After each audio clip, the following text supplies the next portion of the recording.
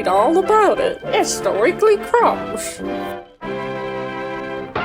Hello everyone and welcome back to What a Barb, a Polin podcast. I'm Ovs and today I've got Lecky with me. Hello dear Lecky. Hello. Because we could not let today pass without chiming in, really. As many of you will know, today, if we've managed to edit this and get it out on time, will be the 16th of May, which marks 1 whole year since the release of Bridgerton Season 3, Part 1. Lecky, we had to do something for it. Yeah, and if we're late for any reason, shit happens. Welcome to the anniversary of the month, or the year, if we need longer, that Season 3, Part 1 came out. Give ourselves a wide time berth, shall we? Yeah. But first of all, Lecky, how are you doing? Dare I ask? I'm doing all right. Yeah, concise answer. Yep, I got a full night of sleep. I'm glad to hear it then, Lecky. You know what I was doing last night? This is really boring. I'm not very into them generally, but like reaction videos. I was watching reaction videos to like songs and stuff like that. Aww. I went down a whole rabbit hole. I was watching people react to like Chapel Rowan, Sabrina Carpenter. And then, you know, I like rock music. So I was watching this one guy react to My Chemical Romance for the first time. And it was really fun. So that's how I spent my evening. That and preparing for this episode. Yeah, you actually pulled it all together. So I was just relaxing and you were probably desperately typing away. Well, I'm glad you're well, Lecky. I'm sorry the other two aren't here. They're fine. They're just not on the call. Yeah. And I'm sorry if you thought this was our episode 5 reaction. Oh, yeah. It's not. No. They take a really, really long time to do. Yeah. So we're prepping. it's cooking. And anyway, I'm sorry, but part 2 can fuck off for the moment because today is all about... It's a celebration of part 1. It's a celebration of part 1. Absolutely. Yeah. First of all, we will do some crumbs. Should we do the crumbs now? Sure. Okay. Lecky, take me through the breaking crumbs of the week. So, Lecky, I would say, what have you got for us? But doof, doof, doof. We interrupt these crumbs. With breaking crumbs, legitimate crumbs, a freshly baked cake. Fresh crumbs. What have you got for us, Leck? As I'm sure you'll all understand, our normal crumb segment has been slightly taken over by an important discussion of some emergency crumbs. In fact, this is pretty much an entire churro truck at this point because, as I'm sure you will all know, on Thursday, the 14th of May, the day after we're recording this segment, but several days after we recorded the rest of this episode, Very confusing.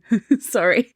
some big Bridgerton news was released. So just to clarify, everything else you hear in this episode happened before we found out any of this. Brace for a lot of discussion about a possible Portia spinoff, which may never materialize.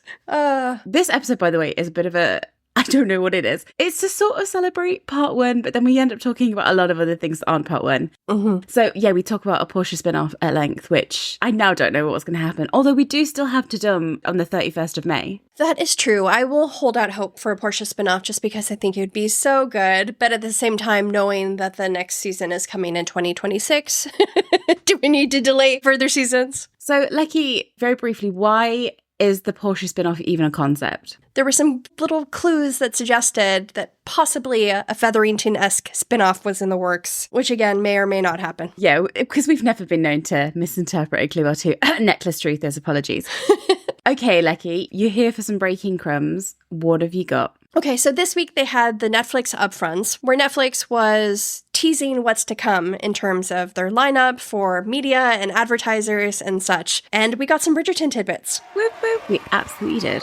Firstly, in Season 4 news, a new clip of the Masquerade Ball was released. The short clip finds Benedict walking through the ball before he spots Sophie. He is immediately entranced by her, especially the way she is standing in the middle of the ballroom, gazing up at the chandelier in wonder. As an aside, I can't tell you how thrilled I am at this chandelier cameo. I am so hoping for a strings cover of Sia's chandelier in Season 4. But anyway, we see that classic moment of love at first sight dancing across Benedict's face before the moment is broken by a lord pulling Sophie out of her thoughts and asking her to dance. We don't hear Sophie's reaction as the clip ends right there. Well, Leck, I think there's quite a lot to say about this very tiny scene. Of course. Wait, no. Firstly, I suggested that we would get a clip of Benedict reacting to seeing Sophie for the first time. I suggested that would be our first clip. So I have gotten something right in our long history. It kind of feels illegal to see it, though. Yeah, it does. It does make sense because, like, the first Cantony clip we ever got was them arguing at the Danbury Ball, which is, like, completely setting the tone for their story of arguments and being constantly clashing. That's true. But for a love at first sight story, you think they would hold on to that moment. But I was thinking that this would be the first clip we got just because we've already seen so much of the masquerade and their looks and them, dancing and being in close proximity. So it feels like maybe they have bigger, more wonderful moments that they're keeping hidden for now. So they let us see this. Funnily enough, this is what one of our Patreon members mentioned. We were having a chat about the clip, and our listener, Cineby, said, it does feel like they've shown a lot of the masquerade, but then again, didn't they also say the masquerade will take up a big chunk of episode 1? So maybe we've only seen a fraction of the actual ball. And that is such a good point to raise, because it does feel like we've seen a lot, but also to the general audience who aren't familiar with the Banoffee story, they need that hook of, like I say, the Cantony thing. If you see that, you immediately see, oh, enemies to lovers. The Polin first clip, which was Goodnight, Mr. Bridgerton. Yeah. Obviously, we'd met these characters before, but it sort of teased the tension that existed between them. The dynamic flip between them, too. Yeah. Yeah, exactly. Whereas here, in a very short amount of time, you have to introduce this new character who the audience have never seen before. And it sells that it's a Cinderella story. I get it. Yeah, and you immediately like, okay, I know what's going on. So you do have to kind of sell that dynamic really quickly. And Cindy Beast is totally right. We do expect the masquerade to be this huge set piece. I'm hoping we spend a lot of time there because it's like such a Bridgerton space. Big spectacle. And it's like a clash of characters, so we can catch up with all our characters there as well. So yeah, that is a good point to remember. A lot of room for like quirky elements with the costumes and everything. I think what hit me about the masquerade is it's so busy. And I think this is like a COVID hangover, because season 2 and 3 were so heavily impacted by COVID in a lot of ways, especially season 2, the balls were reduced for social distancing, and so they could produce it safely. And the beginning of season 3 was still very much in COVID territory with protocols. And I feel like this is like the first real, extremely busy masquerade. It was packed. Yeah, it is a very crowded ballroom. And I wonder if part of that was intentional, because it almost is like two people finding each other in this crush of people. But also the thing that grabbed me when I was rewatching this clip is that you see the servants almost everywhere in like every shot. When Benedict first crosses into the room, he literally crosses paths with the maid from behind. She's like walking behind him. Then as he comes down the stairs, like deeper onto the, I guess it would be the dance floor, but that nobody's dancing, he passes another maid, and then you have the footmen, instead of standing at the walls, they're literally walking through the room, and there's even one guy who's just like standing in the middle between Benedict and Sophie when they first lay eyes on each other holding a tray. So I feel like it's kind of this visual reminder of these two worlds that we're now going to explore this season that are in constant contact, but now we're seeing more of those people. Yeah, and the masquerade, because everyone's obviously, their identities are blurred, if not completely concealed. It is this liminal space where the boundaries can blur. And also, and this ties into sort of where we find Benedict. We're in Benedict's perspective in this moment. We're with him, and it feels overwhelming in that room. Yeah. It feels claustrophobic. It feels like he's drowning in society and the pressure of that. And then he has this oasis in the middle. That's Sophie in this moment. And it's that classic Cinderella love at first sight where the world just sort of stills around them, and he's able to sort of drink her in. Yeah, I feel like he's feeling chased, too, from the moment he enters the ballroom with the ladies approaching him. And then he catches sight of Sophie, who isn't doing any chasing. She's just taking in the beauty around her. So to go to that moment where we find Benedict walking through, and as you say, you can overhear the comments from the debutante saying, they're talking about him like, it's Benedict Bridgerton. And they say, which one is he again? And it's so perfectly riffing on the book. The book. And again, this is something our listener Colin was pointing out. She said, I love they seem to have included Benedict's book struggle with being just another Bridgerton brother. Yeah, number 2. With someone off screen asking that, which one is he again? And it's exactly how we find Benedict at the beginning of the masquerade, isn't it? Because just to grab some lines from the book, Benedict Bridgerton was the second of 8 children, but sometimes it felt more like 100. And we're at the ball. It said Benedict had dutifully donned a black demi-mask, but everyone knew who he was, or rather they almost knew. And they're like, a Bridgerton, you must be Bridgerton, a Bridgerton. I can spot Bridgerton anywhere. I mean, the chestnut hair and the 6-foot-tall stature kind of gives it away a little bit. Yeah. But then a woman says, which are you? No, don't say, let me guess. You're not the Viscount because I just saw him. You must be number 2 or number 3. Which one? Number 2 or number 3? And he's like, 2. Yeah. Oh, bless him. And it is this struggle that he has to differentiate dissociate himself from the rest of his family. So it's interesting that even just in that tiny little moment, you're setting up that tension where he's just suffocated by this pressure. It's funny because the family are always on display, and yet there's so many of them that they're kind of not seen as individuals. Yeah. Also, Lecky, any favourite masks that you've seen? Well, I know there's one that has caught the fandom by storm. The lady with the sleeping mask. I know, the sleep mask. We don't know really what's going on there. I saw it and I was like, what is that? And then someone messaged us and was like, is she wearing a sleep mask? And I was like, thank God, I thought I was going crazy. But I was trying to puzzle it out. I was like, is she like a seer? Is she like Cassandra? I don't really know where they're going there. We're intrigued. I also love the guy who has, I don't know what it is. It's like a fish or something. Or a bird of paradise or something across his face. And it's like in a half moon around his face. It's very odd. Yeah, and it's sort of set away from his face as well. There's all sorts of really weird things going on. Our listener Jude said, did I spy someone wearing what looked like rabbit ears in the background? You did. And this is something that terrified Lecky. So I think you can kind of see it in the behind the scenes that we got on Valentine's Day. Is it the same guy? The horse guy? I think so. No, I think you thought it was a horse. They're too big to be a horse. It has to be rabbit. No, but he also has like a cage that looked like a horse, I think. Hold on, let me just search horse in our chat and I'll probably find it. If you search horse in our chat, that's going to come up with so many search results. Are you joking me? But Lecky was terrified that this rabbit guy was going to be Colin. And I had to talk her down off the ledge. I was like, they're not going to put Colin in rabbit costume. Although, we were just chatting about An Offer from a Gentleman before we started recording. Because the scene before Benedict finds Sophie for the first time is, unfortunately for Polin fans, is the scene where Violet is asking him to dance with Penelope and he's really begrudging about it. And in this conversation, obviously, poor Penelope is dressed as a leprechaun. And then Benedict goes, you obviously haven't seen The Mermaid. And you know what, guys? What a perfect costume for Colin to be wearing. A mermaid. Okay, yeah, it's a horse. I'm sorry. I was searching for the horse. I thought you were still talking about the horse. Okay, so no, it's a different person. Clearly a different person with... I guess, does the rabbit ears person have, like, the cage? You can only see the rabbit ears. Okay, no, it's somebody else. So two people with massive ears. But horses don't have massive ears, Lecky. Well, maybe it's a donkey. Like Bottom from Midsummer Night's Dream. Yeah. In fact, didn't they say that Midsummer Night's Dream was a big influence? If they make Colin dress up as Bottom, we're going to have words. Although I do love Midsummer Night's Dream. I mean, it wouldn't make any sense for Penn to be a pirate and him to be from Midsummer Night's Dream. So I'm going to place my chips on Mermaid Colin. You can join or you can leave. I want Pirate Colin. I will hold out hope for a Pirate Colin. Merman Colin would be hilarious too. Why not? It would be funny. It does seem to be that they have very outlandish costumes, so it's a possibility. We didn't see any of the main characters though, did we, in the set? Which makes sense that they're going to have this moment. It'd be a bit weird if it was just like Eloise in the corner during this gorgeous meet cute. Yeah, you don't even want Penelope in the background watching this moment, really. No, she's got work to do with the Queen. Are you joking me?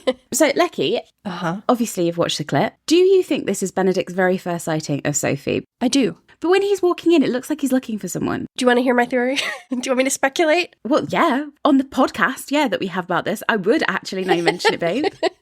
So we know that he arrives in a hurry and he arrives late. And from his costuming, his coat, it even looks like it's paint splattered, unless that's just an artistic touch they put in. So I think he arrives late. I think he's looking for Violet to basically show her that he arrived. Lecky, may I interrupt? Oh, okay. Because this actually did come up in the discussion we're having on Patreon. Because Victoria was asking who or what is Benedict looking for as he spots Sophie? Where has he been and why is he half dressed? So there are some filming leak spoilers, actually. So spoiler warning, blah, blah, blah. For the next few seconds. Lecky, what do we know about Benedict's arrival to the ball?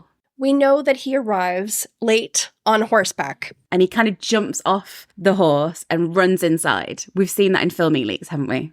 Yep, and from close-ups of his costuming from the Valentine's Day event, we see that his coat is splattered with what looks like paint. So I think he may have been painting, unless that's just like an artistic touch they gave to kind of allude to his artistic side. But I think maybe he arrives late, potentially because he was painting. And I think when he arrives, he's seeking out Violet to show her that he... Like, I'm here. Yeah.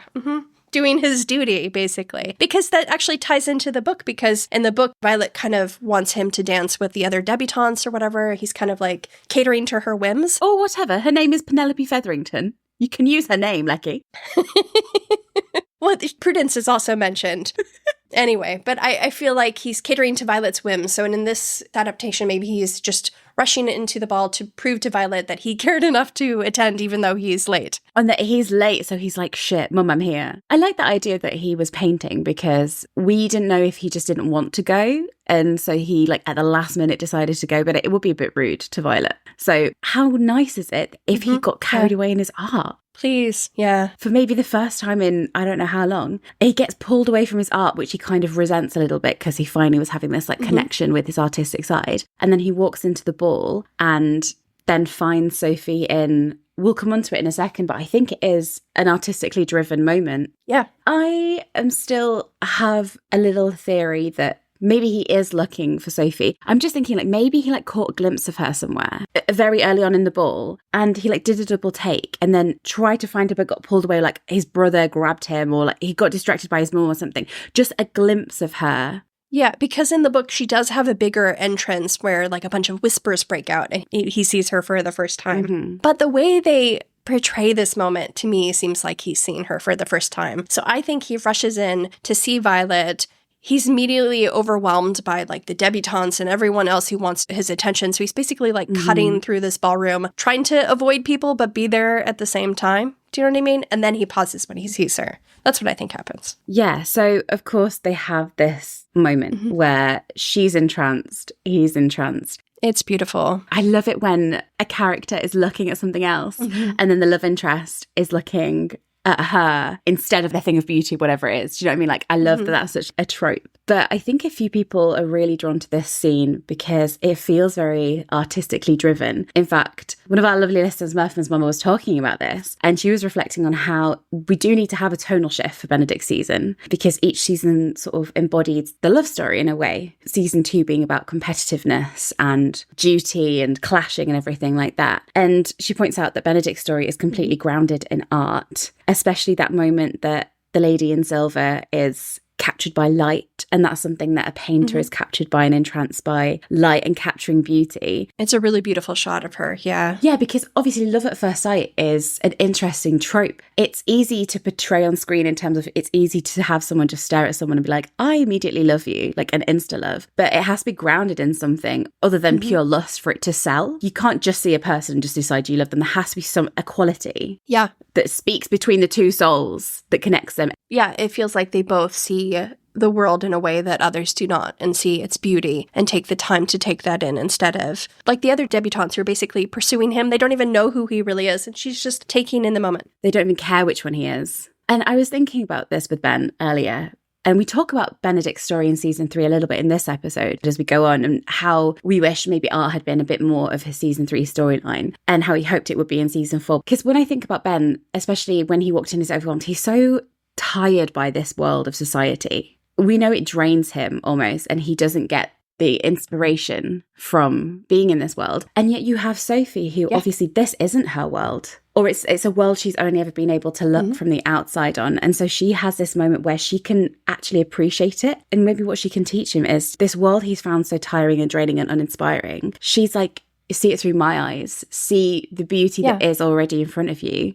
And that spark of inspiration that can come from when you just see something old through new eyes and you're reminded of the inherent beauty of there instead of sort of the jaded perspective you have. I actually really like this moment too because obviously he's seeing that she has a different perspective of the world than everyone else in that ballroom. And I feel like she's going to continue challenging him with her perspective because she's grown up completely differently and she's, suffered and has a very different outlook about life and not just the beauty of the world, but how cruel it can be too. So I feel like that's setting up a lot of their dynamic for their season. Yeah, and how lucky you are to exist in a world of beauty and to have those moments. And he's a character who needs challenging. He's skated around the edges, has never really been held to account. Never commits to anything, really. He's able to float in and out of situations. Yeah. He is able to sort of try on being the Viscount, but kind of being good at it, or being the relaxed second brother who doesn't have much responsibility. He flits in and out of it. Whereas, yes, she's going to challenge him, but I do like that first love at first sight, if you will, is grounded in something real and tangible.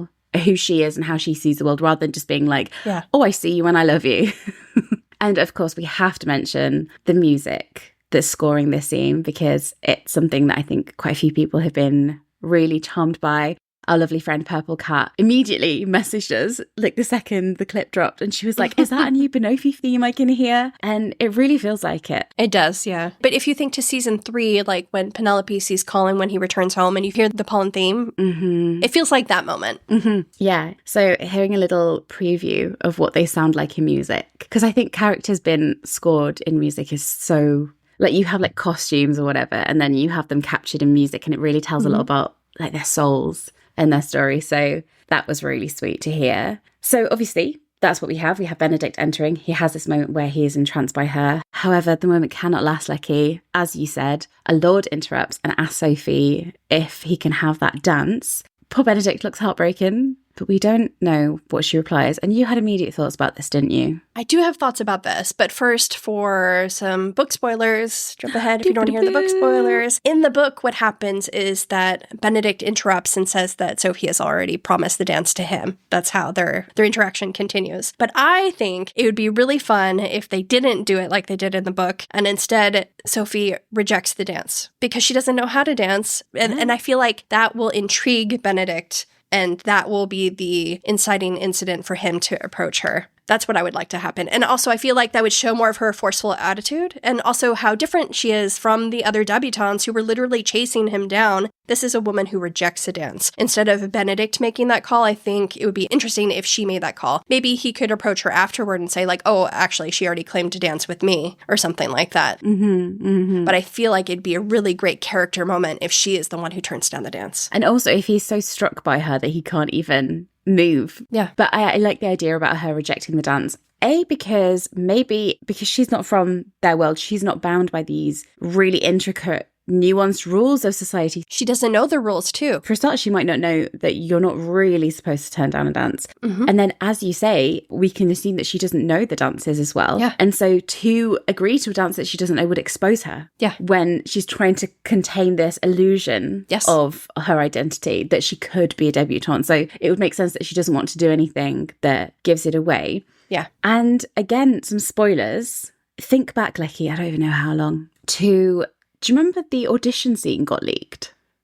Yep. And never fully confirmed, but we have them. I'll link to them, or we'll post them again or something. I don't want to reread the whole thing for you, Lek, but again, this is not confirmed, but this is what was believed to be. So this is from last August, what was believed to be the audition scene. But it's basically a scene between Benedict and Sophie where they seem to be outside. And Benedict's like, I prefer it out here. I prefer being away from the mamas and debutantes. And Sophie bites back saying, well, I can imagine it is vexing to be pursued. You must remember these young ladies have spent their entire lives preparing for the pursuit. And then she points out that they spent so many hours investing in this. And she sort of bites back to sort of not being so judgmental about the debutantes and to have more empathy for them. And Benedict says, them, are you not also hoping to be noticed, sort of picking up on her distancing language from them? Yeah. And she says, I'm merely hoping to enjoy myself tonight. And she says, it's a lovely evening, but in truth, I cannot help but feel a little out of place at a society function. Perhaps I feel more comfortable appreciating the details of an event than I do participating. Yeah, that feels very in line with what we see in that scene. And he says, you are intriguing, you know. And that's exactly what we just saw. Yeah. And then they have that discussion, if you remember, Lecky, where Benedict was trying to ask questions about who she is, and she keeps dodging his questions. Yeah, the one word answers, yeah. It's very playfully redirecting. And then it seems to be that they're having a conversation about dancing, because Benedict says, as much as I would like to go for a swim right now, foreshadowing, I believe I still owe you a dance tutorial. And she says, that is true, you do. And then he's like, we bow. You put your hand on mine. You're a quick study, dancing already with your eyes closed. And that's that gorgeous moment when Sophie closes her eyes and she's like, I want to capture this memory between us. So if this is a real scene, which it might not be, it might have been a fake scene, but it feels like it would be such a waste because it's such a nice scene. It actually really ties into what we've already seen here. Exactly what we've just seen. And also in the book, she does admit to him that she can't dance when he does approach her. So it makes sense if she rejects the dance, he sees it, they go outside and he's like, you didn't agree to dance. And she's like, oh, I don't know how to. And he's like, I'll teach you. Then they have this conversation and then he's like, oh, I still owe you a dance. Yep. Pieces are falling into place, guys. The pieces were given to us. We're just slotting them together in a little puzzle. I know. It's so weird how much information we've got. This is so different to season 3, but yeah, very exciting. and of course the news that the show will premiere in 2026. To be honest, I feel like this was the most unsurprising news we got from the night because I don't think we were expecting it to be earlier. Yeah, I think we all thought it was going to be 2026. We are hardened Polin fans. We know how long the show can sometimes take. Lucky, we've got a year. Yeah. Like, it took us literally years to be able to get a year confirmation. For those who haven't been with our podcast from the beginning, we started our podcast in June 2023, anticipating that the show would come out maybe at like any moment. September 2023, I think, was the idea. September, yeah. And then To Doom happened, and it was leaked that the show was going to come out in December of 2023. And then, of course, the strike happened, and then we had to wait a whole... It was a whole story. Anyway, it's been a long time. But thankfully, although 2026 seems like a long way away, we have been getting a lot more news. And so we know where we're at. And I do think it will be early 2026. I will say it does seem like a long time considering the strike isn't a factor and everything. I wonder, I don't know how they handle like editing and stuff on their show, but I would presume that they would like finish a block, send it to be edited. But I guess maybe they have to wait to the end and see if they have to do any reshoots or anything. I've got 2 thoughts on this. Well, 3 thoughts. The first is it is delayed. It's taken a lot longer. They were supposed to finish in mid-April and they're still going. Yep. So maybe they're doing like reshoots and stuff now or other things happened. Yeah. Second is they had to build the sets.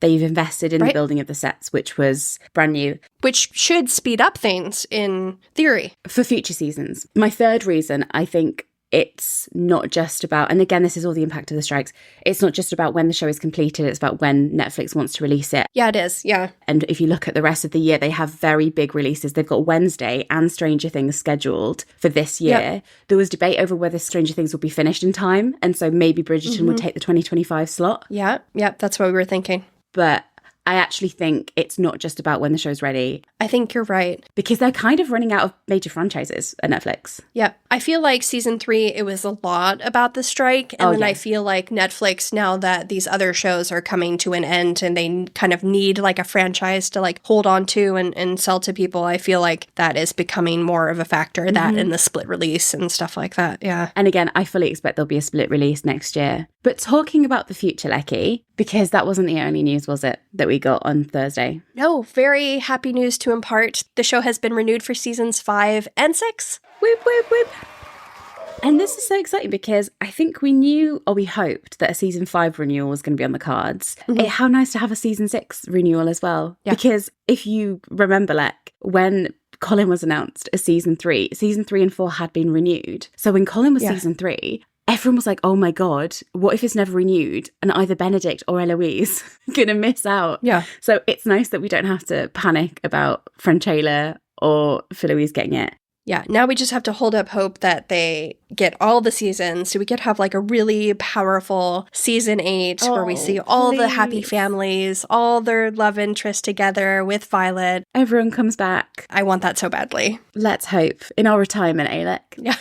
And I'm afraid we don't have our lovely Lady Veg with us on the call, so I'm going to have to do very poor imitation. But the announcement on Instagram read from Lady Whistledown herself, "Dearest gentle reader, rarely is this author granted the opportunity to share with you such information. It is with great pleasure I can announce Bridgerton shall return for seasons 5 and 6. Do celebrate accordingly. And in the meantime, do prepare yourselves for Bridgerton season 4 shall debut in 2026. It would seem this author is going to be quite busy. Yours truly, Lady Whistledown." Look, we've got years to wonder about season 5 and season 6. But yeah, give me your quick reaction. Who's going to get which season? I'm convinced season 5 is Elle. It just makes sense for her to be pushed into her season with Benedict getting married. Yeah, makes so much sense for her journey. Yeah, also, Francesca needs to grieve. After John's death in season 4. In society, they're supposed to wait a year, aren't they? So, exciting news for the future. And we still have to look ahead to. So, who knows what they're going to release? Because I feel like they could have released that clip at Tudum. They could have, yeah. And that would have been the content. But I guess the upfront event for advertisers needed a big draw. So, we'll see if we get anything new, maybe new still. Spin-off news, which now feels so by the wayside. If there's a spin-off announced, I will be very pleased. But I will just apologize again for the lengthy speculation about a Portia spin-off that's going to follow this Crumb segment. We really wanted a Portia spin-off, what can I say? But, you know, nothing's off the cards, so we'll get back to you. I think that's kind of everything for the season 4 crumbs. We've got so much more time in the future to discuss them in more detail. And I think that's kind of all the big news. Obviously, the other news recently was the BAFTAs. Unfortunately, the carriage scene and our lovely Nicola Coughlan didn't win, but they were nominated, which is, of course, such an incredible achievement for everyone involved. Yeah. They looked great. They looked amazing, honestly. So Luke Newton shared that they'd recently been filming a ball, so a Block 4 ball with Polin in attendance. Always good to know. Yes. So we've talked about this before, that Benefi probably don't have the opportunity to interact or even dance at many balls because of her station. So I feel like the Block 4 ball is finally a chance for them to perhaps dance together in public. Yeah. Let's hope. I mean, it's tradition at this point, isn't it? And a little crumb for season 4 from Luke Newton. He said, "It's amazing getting to play our version of the happily ever after of Colin and Penn. It's great that the love story doesn't finish with the end of season 3. So, love at first sight, a happily ever after. God knows what everyone else will be up to. Morning. Very exciting. But Lecky, we weren't supposed to be here to talk about season 4. We were supposed to be here to talk about season 3, part 1. Right. So I'd say return to the episode, but I think returning to the episode will take us to the Portia spin-off discussion. Yeah. Just suffer through it. After that, we'll get to our discussion. And you know what, Lecky? It's 1 o'clock in the morning here on the 16th of May. So happy official anniversary of season 3, part 1. Oh. See you on the other side in the past version of ourselves who were optimistic for Portia spin-off. Welcome back, everyone. And if you haven't gathered, this is not a main episode. This is a weekly Crumb episode, which means there's probably not going to be much structure. And it'll probably be a little bit incoherent. So apologies. Yeah. But yeah, Lecky, can you believe it's been a whole year since part 1 was released? My God, no. I don't know, it's strange. It feels like a long time ago to me. A long time ago, but at the same time, it feels like not very long ago at all. Yeah, it's a very weird one. I know that we did not sleep during May of 2024 at all. Yep. I once nearly passed out on the tube. To tell you when I collapsed on the tube because I'd slept for 90... No, I think I slept for an hour. I think the worst one for me was when we were doing the trailer episode, and then I was trying to make, I think I've talked about this before, I was trying to make the YouTube special, and I had arrows pointing to what we were talking about, but I was so tired, I moved the arrows accidentally to the wrong place. If you watch our YouTube and you're like, why the fuck is the arrow pointing at just nothing? It's because I literally had not slept for, I don't know, maybe 2 days at that point. A very tired person was responsible. Yeah, I think the day that we published, there was an episode about the still with Debling and Penelope. And I think we literally slept for an hour and I collapsed on the tube on the way home. Well, that happened to me a lot of times where we would stay up all night editing and then I'd have an hour of sleep and then have work or whatever. But the week that the 80 stills dropped after we'd pushed out 2 or 3 episodes the week before, and I was like, oops, I can't do it. I can't do another one. Yeah, a mistake that we made quite early on in the podcast was reacting to everything because back then... Yeah. Any tiny detail was massive news because there was no news. So by the time that there was actual news, it was actually really difficult to keep up with. I'll never forget when those 80 stills dropped and I was going to the theatre with... We've told this story before as well, sorry. I mean, we've told all these stories before. You've all seen all the stuff we talk about. I think we were going to see Underdog, me and Veg. Oh, were you? And it was freezing cold. It was such a cold night and I was standing outside the National Theatre and I was trying to post an Instagram story of all these stills and I was just completely zoned out and my fingers had frozen because I couldn't move them. Yeah. And I just remember Veg just appearing and just taking the phone away from me and just being you need to stop. Yeah. So last May was actually quite a difficult time. Yeah. Very tired. I'd say from February of last year to July of last year. Yeah. I'm not joking, guys. Me and Lecky probably averaged less than 3 hours sleep per night and that's not an exaggeration. Yeah. So how have you felt being able to sleep in the past year? Last night, I got a full night of sleep. It's very nice. Miraculous. A whole year, Yeah. So yeah, we thought we'd throw a little something together, a little chaotic something together to mark the occasion. And seeing as though you went to the library not so long ago, you dug up a few more crumbs Yes. from the part 1 scripts. Yep. Because when you originally went to the library, we'd already kind of done some of the episodes. Yep. So we didn't include them at the time of our rewatches. So today we're going to walk down memory lane a little bit. We're going to revisit the episodes, include moments that maybe we haven't shared before, reminisce while we're there, and just have a little celebration of part 1. And how apt, because we've just finished our part 1 rewatch. Yes. But first of all, Lecky, you mentioned this in the crumbs that we just did now, but we have to say, all this talk of a spin-off, the rumours. Let's talk about this first, because it feels kind of tradition at this point, doesn't it? Mid-season. Do you remember when we were waiting for season 3 to come out? And, well, we were waiting for a release date or anything. And obviously we had Queen Charlotte. So right, yeah. Now there seems to be rumours afloating that there might be something else in the work. So as you will have said in your crumbs that you've not yet recorded, but will have recorded, and so you'll have just heard, but we've not heard what she said. Basically, there is a rumour going around because of the post that Tom Verica made on Instagram suggesting that something big is coming. And it feels very Featherington coded, very Portia coded. Yep. What are you making of it? I am 100% on board. Clown nose on.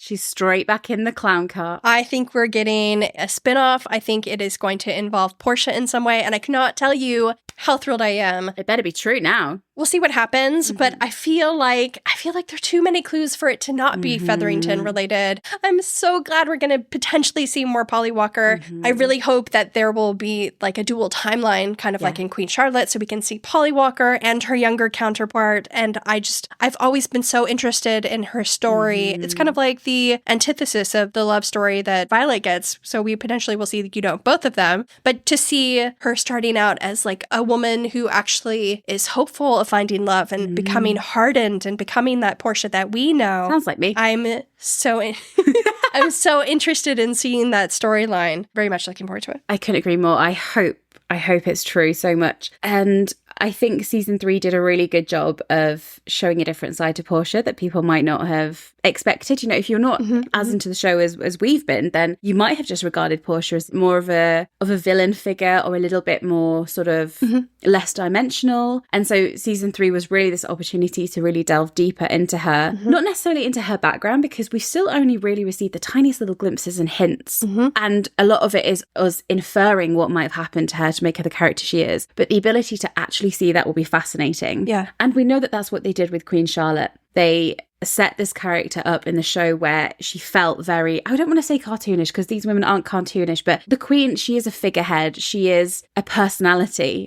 And naturally, because of her status, she is a front, isn't she? She is the figurehead. And so to have this season that really humanized her was really interesting to see. So to take a character like Portia, who already feels like she is so much to mine there. And if we get to dig into that, I think that's going to be fascinating. And I also feel like them humanizing her in season 3 kind of paved the way for them to dig deeper into her character like this. Because they did that with the Queen, right? They had those moments in season 2 with George where he was very unwell. Yes, with Edwina. And you had these tiny little moments where you go, oh, I really want to know what that was about. I want to see what's going on. Yeah. And it kind of feels a little bit traditional now that there's this, I don't know if it is going to be a continuing theme where we have a series, a spin-off, a series, a spin-off, a series, a spin-off, but we know how long the main series is taking to create. It is taking about 2 years for the season to be written, filmed, produced, post-produced, everything like that. So if there is an opportunity to tell another story within that long wait, then that can only be a good thing, right? Because, I mean, I can't even conceive this idea, Lecky, but if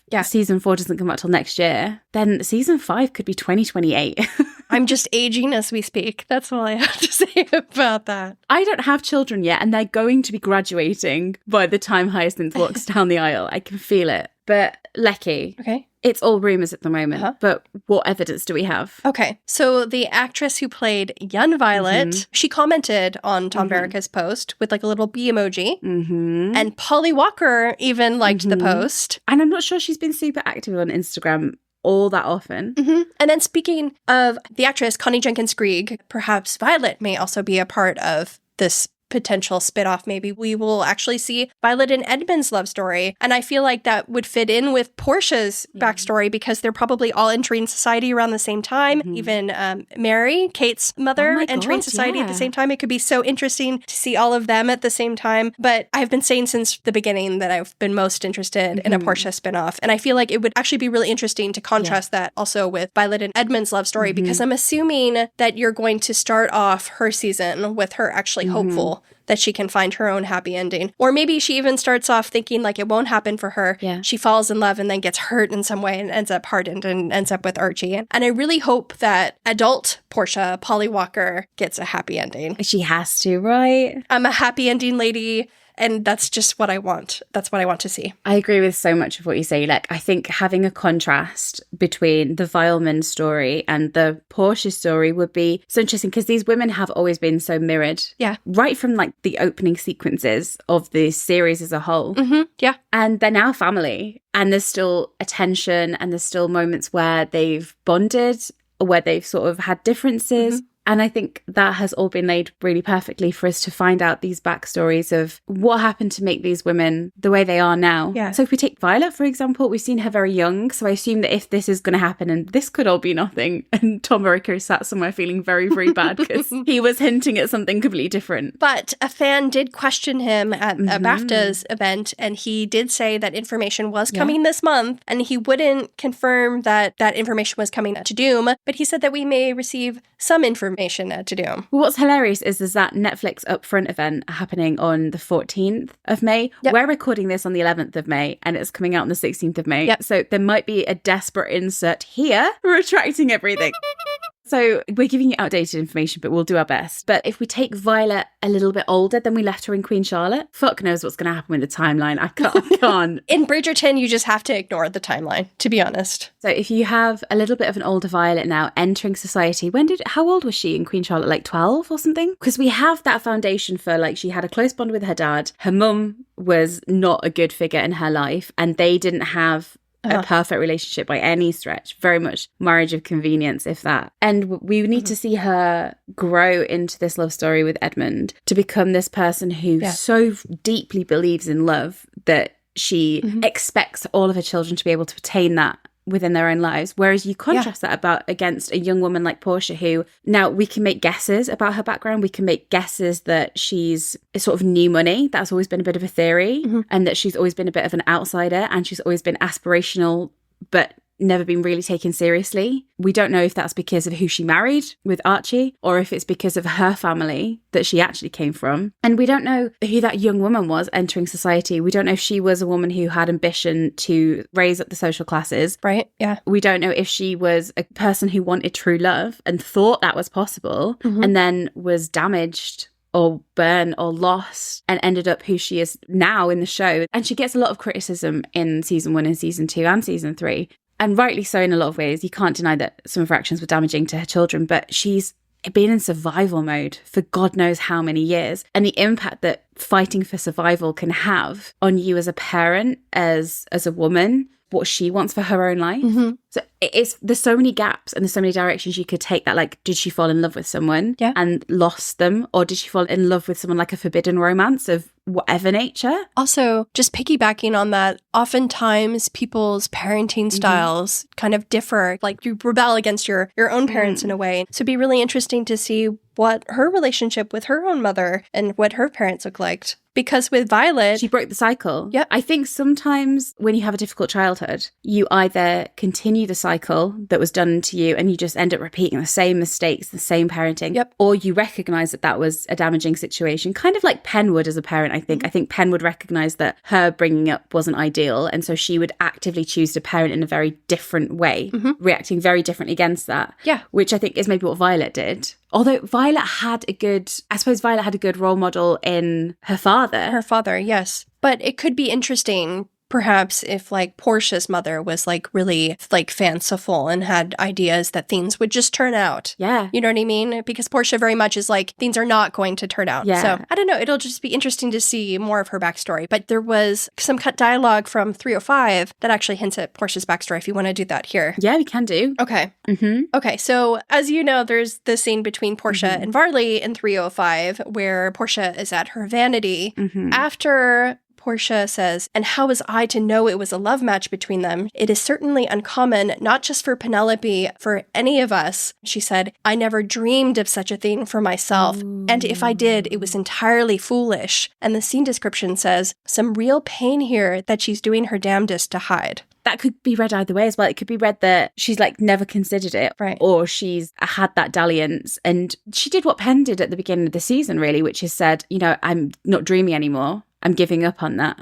And it's interesting that they cut that, I think. Yeah. And it'll be interesting if this is released after season 4, then I suppose the question is what happens to Portia during season 4, and then what do we pick up from? And if we're giving her a happy ever after, do we give that to her in the spin-off? And then she maybe doesn't return for future seasons? Yeah. You know, what does a love match look like for her? Who would that be with? I mean, do we just want Portia to run off into the sunset with Varley, ultimately? Potato lesbians, as Beans would say. Absolutely. Be incredible. I would take it, I suppose. 100%. Any happy ending for Portia is so overdue. Yeah. So ready for that. So fingers crossed. And let's hope Edmund doesn't die. Oh, do you think you'll survive that, Lecky? And also hope that he isn't a jerk. Oh my God, yeah, he might be. We don't know. We don't know. Unreliable narrator. I would say the only things we know about Edmund have come from Anthony and Violet. Unreliable, I'd say. Our lovely friend Purple Cat will be so mad at us. She'll be like, just read the book. Violet and Bloom. But again, Violet is an unreliable narrator. I also feel like they'll probably want to tie that to her relationship with Marcus in the present. Her guilt. Her conflict, yeah. Emotional conflict. Which, if John is going to die, then there's so many layers of grieving and moving on and all of that. So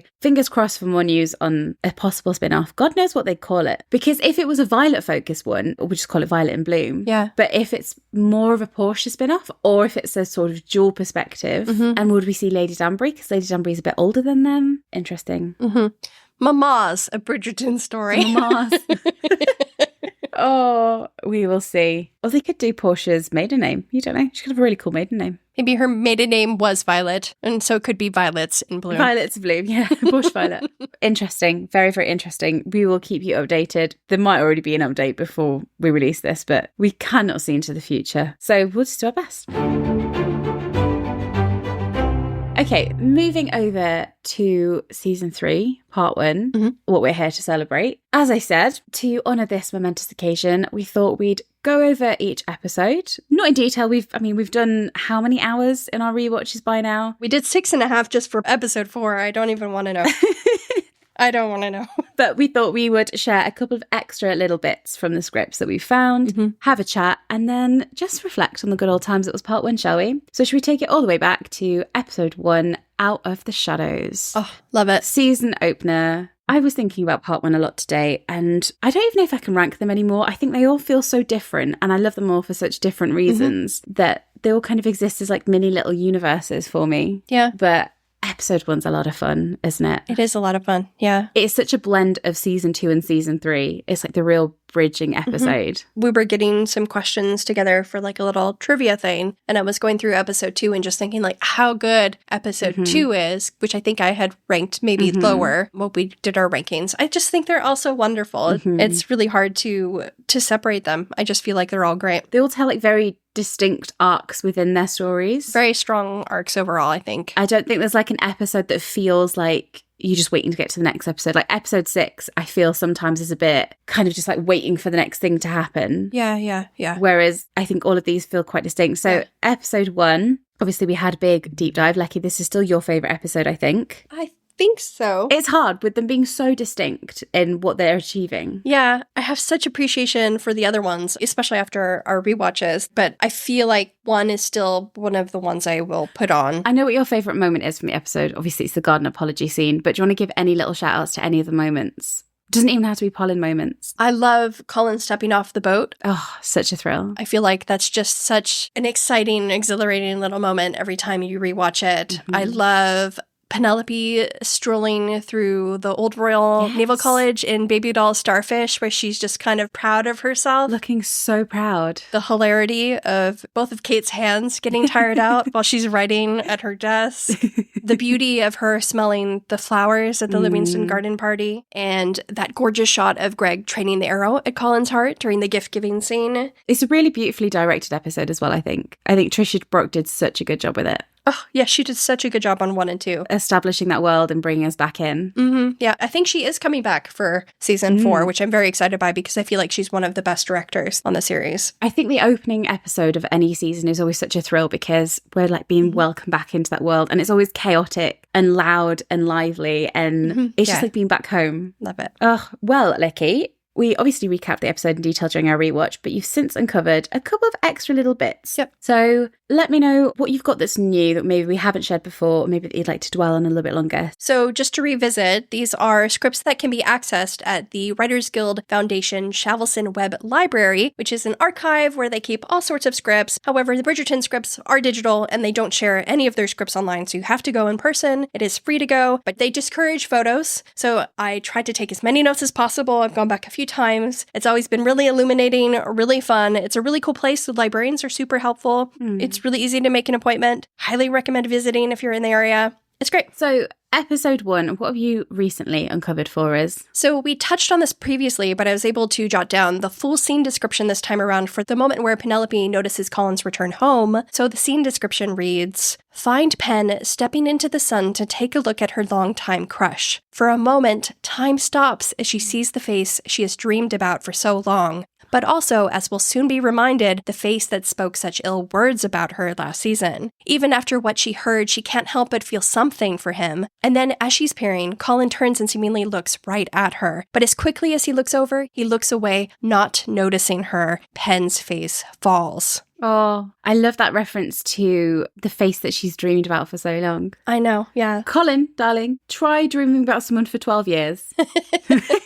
But this is kind of heartbreaking because I always hoped that he did see her. But you have a different opinion on this. I think I mentioned it before, but I will say it again. I think a lot of the way Penelope is seeing Colin in episode 1 is her unreliable perspective. Yeah. Not because she's wrong, but just because I think 208 left her really feeling like she didn't really know him anymore, or that she'd completely misjudged him. And it's so interesting to pick back up and for her to be fighting so hard against the love that she still has for him. And I think the inherent belief she still has in the person that he is and this hurt that he's done to her. So you feel like these early scenes are kind of captured from her point of view? Yes, so she is looking at him and catching him in all the wrong moments. Yeah. And this happens throughout the episode. She catches him flirting with girls, but she doesn't see his face falling when he's clearly not into it, like we see as the audience. Yeah. She only sees how he runs out to her and starts commenting on her dress at the Four Seasons ball, and it comes across a little bit smarmy. Whereas we as an audience saw that moment inside when he was genuinely really worried about her, and that's what motivated him. So I think she just has this perspective where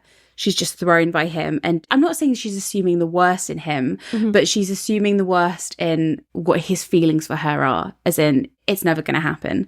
So I think he was just caught up with his family, distracted, and wanted to see her. But also he's been utterly rejected by her for months. And I was watching the Livingston Garden scene today, which isn't a scene I revisit too often, but I was watching the moment where Colin is approaching Pen.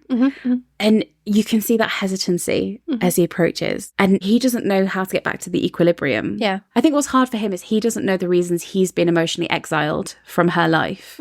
And so he doesn't know how to handle it or to approach that. Yeah. And we know later on in episode 8, he refers back to how much that cut him adrift. And so I've said this before, but I always think episode 1 is a really interesting episode to revisit as you go through the season. And as you learn how Colin is affected by her lies, by the distance between them, or whatever it is that's affecting him, to go back to that original point and to see that he has been hurting and has been lost that whole time, that he arrives back and we think he's doing okay. And that he cares for her so deeply that he places himself in that uncomfortable position because he desperately needs to fix it. Yeah. Absolutely. I think many parts of this episode are from Pen's perspective. And then it's almost like later on as we go through, you see more. We get the bits of Colin and you're like, oh, I see the person he was stepping off that boat, what he's bringing back with him and how he's worried about the relationship. So basically, once again, Colin Bridgerton, innocent of all charges. We love him, Your Honor. What else have you got for us? Okay. This was another scene we touched on in a past episode, I believe. Notably, Benedict questions Colin about his new swagger on the way to the presentation by remarking, "Showing some of your bosom this morning, are we, brother?" The scene description says that Colin is unflappable as he easily lobs back, "How else would you ever see any?" Benedict replies to that by saying, "That is rich coming from you," which prompts Colin to simply glance out the window, feeling no need for a rebuttal. Benedict clocks a private smile that suggests he has no idea what he's talking about. Interesting. So very much just kind of emphasizing Colin's newfound swagger. And there was another little detail in the script that I was laughing about. It actually is a little bit of a Gregory moment, and it shows where Greg's head was at in this scene. Yeah. So originally, after Colin said that his travels gave him some sense of proportion, Gregory tried to follow in his big brother's footsteps, so to speak. The scene description reads, "Gregory unbuttons his own top button and smoulders out of the window in an attempt to mirror his new idol." Adorable. Which is then when Gregory would have said, "I should like some proportion." And by the way, I do believe they filmed this because if you look closely, you can see that Gregory's waistcoat is buttoned and then unbuttoned when they transition between the different shots. And also, funnily, there's a continuity error because it goes from unbuttoned to buttoned and then to unbuttoned again. But yeah, you can kind of see evidence of this in the final edit. And as the three older brothers contain their chuckles, Gregory reddens. I love this because it almost builds up to that moment in 305 where Gregory is upset after Colin announces his engagement because they won't be able to go to a tavern together. Yeah. Yeah, that's so sweet. Well, Lecky, you've not read Gregory's book, have you? No, I have not yet. So I think book fans love moments like this because in Gregory's book, I mean, he kind of idolizes all of his brothers and sisters. I think that's his problem. If anyone ever wonders why Greg's book is the most chaotic, it's because the rest of the siblings get their model of love from Edmund and Violet. Yeah. Whereas Gregory gets his like models of love from all of his siblings who went about things in the most chaotic way possible. Yes. But Colin plays a really fun role in Gregory's book. And so that the kind of reference to Gregory seeing him as an idol is really funny because that's very much how it plays in the book. Moving on, there is also a funny interaction that was cut between Colin and a doorman at the presentation. Kate also apparently wished Fran and Vi luck before Fran went in, but back at the door, a stern doorman originally stopped Colin and said, "Pardon me, my lord, your shoes." The scene description reads, Colin looks down to see he's neglected to change out of his rugged traveler's boots. Turning on the charm, he replies, "Thank you, I quite like yours as well. Though," and then he kind of lowers his voice, he says, "you might want to shine the heel."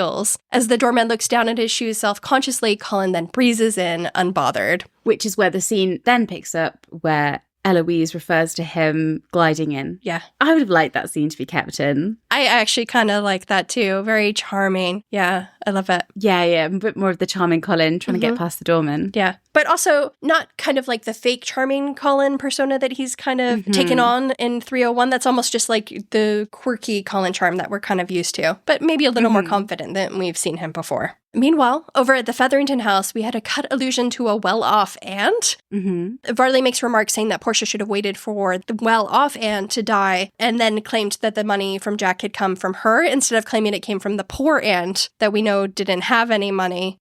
I totally understand why they cut this because the idea that they have any relations that have money kind of defeats the purpose, I think. Also, how many aunts do they have?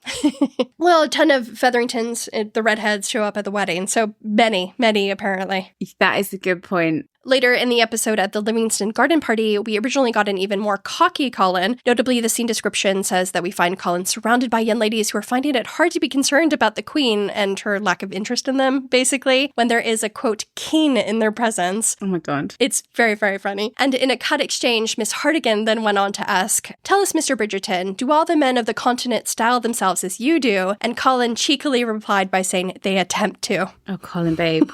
I can't believe the script refers to him as a king. That's funny. But I also like, he's saying, most gentlemen try to dress as nicely as I do. But then when he goes to see Penelope, he's kind of like, "Oh, hey, do you like my new look?" Trying to get her approval. It's just clothing, Pen. Just clothing. Yeah. You can take it off later if you want. There's also some cut dialogue during Polin's conversation at the Livingston garden party, where essentially after Colin asks about Elle's new friendship with Cressida, Penelope fearfully asks him, "Has Eloise not informed you?" wondering if he knows her secret. He confirms he hasn't been told anything, and she then says it is not her place to say anything, before getting into the dialogue we see in the show about how time moves rather quickly. As we've mentioned before, there was a funny moment at the gardening party as well, where Lord Cho made a tongue-in-cheek remark about how this should have been Ben's season because they switched the book order, to which Benedict replied that he basically wasn't ready. His response also foreshadowed an angsty season for Ben in season 4, in my opinion, as he said he wasn't interested in the, quote, torture and the melancholy that comes with taking a serious interest in young ladies. But what I failed to notice was that Ben then proceeded to ditch the party to get drunk with the other lords, setting up his habit of disappearing from various society events for his own ends for the rest of the season. God, that boy does not stay still for long, does he? No, he's constantly on the move. I think that's the thing with Ben as well. If I had to sort of change some things about part 1, or I suppose the season as a whole, I wish we'd have had, and we've said it before, but I wish we'd have had a bit more for Benedict to do in terms of like his art, or feeling a bit lost, or feeling a bit disconnected. I don't know. I just think there's a little bit more space for us to play with Ben a little bit more before he goes into his season. Yeah. I really hope they dig more into him in season 4. I guess I wish in season 3 that he disappeared more to do things like his art, like he hadn't given it up instead of just disappearing. Yeah, or it didn't have to be a big focus, but it was this sort of lingering call in his mind where, and even if he was brushing it away and trying not to think about it, just some sort of, because I assume that he's going to return to his art in season 4, but I don't think we've actually had anything that's going to say he is. Yeah. Other than us just knowing that he is an artist in the books. Cool way to do that might have been to show him leaving society events instead of getting drunk or maybe even hooking up with Lady Tilly at certain points, but to handle matters of the estate that Antony had left him to handle, and then being distracted by painting implements in his study or something like that. You could have even just had like the tiniest moments of him being at a society event and just looking at a painting for a little bit too long. Oh, yeah. And then someone coming to speak to him and it like takes him a second to shake out of his thoughts. And it's not even really addressed. You just get this moment of where you can just tell that it's sort of bubbling under the surface a tiny, tiny little bit, like breadcrumbing it for the next season. Yeah. I actually really like that. It could have been interesting if they did like kind of a callback to the scene where Lady Danbury finds him staring at the paintings and he kind of critiques the paintings, but instead he's just like silent and like morose and doesn't really want to talk about the paintings. Yeah, she could have even like mentioned something about the paintings and then he just sort of shakes it off and distracts with a different conversation. But I think his art will return in season 4. Yeah, hopefully. We touched on this before, but I was able to jot down more of the conversation that Lady Danbury had with the Bridgertons at the Four Seasons Ball, and originally I got the dialogue a little wrong, so I just wanted to share that here. But basically, they're kind of having some banter about which season is Lady Danbury's favorite, and Benedict supplies winter. Lady Danbury's kind of insulted by that, but then Colin responds by saying, "Is it not the cold of winter that makes us all appreciate warmth?" What I like about this is it kind of hints that, to me, that Colin felt cold without Penelope's letters and without her presence in his life on his travels. Yeah, she literally iced him out. Yeah. And it's the icing out that's made him think again about their relationship and missing that part of her that opened her heart up to him so much and believed in him so much. Yeah. And that when he does go up to her at the Four Seasons Ball and says, "I missed you," he might be saying it in like a casual way because he doesn't really know how to approach it, but he means it. Yeah. Cutting to Obbs's favorite scene at the Four Seasons Ball, Penelope's cringeworthy conversation with the lords ended on an even more embarrassing note initially. When the lords excuse themselves, Lord Barnell remarks that he doesn't want to linger, basically, in case it gives Lady Whistledown something to write about, to which Pen kind of perks up, asking, "Do you really think she would write about this? Us conversing?" And Lord Lieber replied by saying, "Who knows? I used to enjoy her sparring with the Queen, but now perhaps her aim is as low as this." Basically, a hilarious cheap shot at both Pen and Lady Whistledown in one. Ouch. I like that it would have noted that the Ton enjoyed the sparring between the Queen and Whistledown, like that kind of back and forth. Oh, yeah. That's interesting. That would have been fun to play with. Yeah. So I think those are all the little extra crumbs from 301 that you've found recently. What a great episode. Shall we dive into 302, How Bright the Moon? Yes. Another great one, of course. Such a book-heavy episode as well. It was very surreal to see so many of these scenes literally play out in front of us. Some of the book dialogue basically copied and pasted. Yeah, and of course, this was the lessons episode, which I think we wondered whether would actually be extended and play a bigger role in the season than it did, but it kind of was mostly contained to this episode. Yeah, I really love the first 4 episodes, but I do wish that the lessons had continued on for longer, especially because I feel like that would lead to some really tense, interesting, and sexually charged, perhaps, scenes between Penelope and Colin. Yeah, I know exactly what you mean. I think, like you were saying, I do like the structure of the first 4 episodes, but if we were to sort of delve into an alternative reality, I think it would have been really fun to see these 2 people, if their reaction to the kiss had been, okay, well, we're still having the lessons though, aren't we? And both of them still absolutely scrambling to not act like it didn't happen. Act normal. To act normal. Yeah. Kind of like the tension under the willow scene. But if Penn had been willing to go into the lessons again and to seeing what would have happened to Colin's mind being completely scrambled. Yes. And then he's in this hell of his own making of, oh my God, I'm teaching her to get someone that isn't me. And we potentially would have seen more Chaos Colin in that event, which he's one of my favorites. And I feel like if he had invented situations where he would do things that were even more scandalous with Penelope, not necessarily kissing, but just like getting her alone for like another lesson and so on and so forth, I think that Penelope would be firmly on board, even though she's committed to that plan to basically go after Devlin. So I think it would have led to some really funny and maybe even some really like sexy scenes potentially. Or like a funny skit of Colin suddenly doing the he's not right for you, but for like every man, like just finding fault with like this long line of men, and he just can't. Yeah. And not in a manipulative way, because I think there was always a concern with the lessons as to whether it would be seen as like manipulative. Yeah. And I know that they deliberately dropped that aspect in episode 4, for example. Yeah. So they're on a much more even keel. But it would have been funny to have seen that extended into 2 people who have been absolutely changed forever, but are scrambling to act like they're not. But I do like the way it was told in that kiss. I mean, what a scene as well. It really broke him. Yeah. In a way that we kind of expected from the book, because that's always been the way in the book. But I mean, it utterly unraveled him, and there was no fighting against it for him either. He was just gone, and he was like happy to be gone, but like he didn't resent how he felt, and he wasn't trying to push it away. He was just in a hell of his own making. Yeah. But have you dug up anything from episode 2 that might be a little extra tidbit for us to know? Yes, there is an adorable moment in the scene description at the beginning of 302 when Varley compliments Penn's new wardrobe. After Varley says, "I'm glad your mama let you keep your dresses. The looking glass does not lie." The scene description reads, "A Varley compliment? Huge." And I really like that they gave weight to Varley's compliment in the scene description there.